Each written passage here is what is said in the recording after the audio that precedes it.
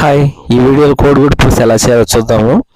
First ఉల్లిపాయలు అలా క్లీన్గా చేసేసుకుని ఇలా స్లైసెస్గా కోసేసుకోండి. ఓ పక్కన పెట్టేసుకుని గుడ్లు కూడా ఉడకనిచ్చి ఓ పక్కన పెట్టేసుకోండి.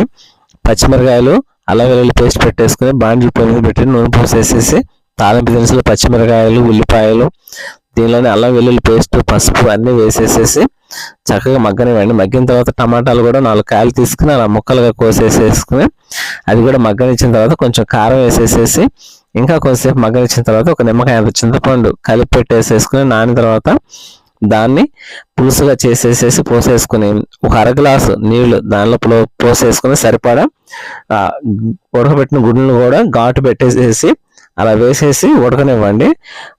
గ్రేవీ అంతా దగ్గర అయిన తర్వాత ఆయిల్ తేలుతూ ఉంటుంది, అప్పుడు ఇంకా ఉడికినట్టు. దీన్ని మనం ప్లేట్లో వేసుకుని అనంత ఇప్పుడు టేస్ట్ చేద్దాం ఎలా ఉంటుందో.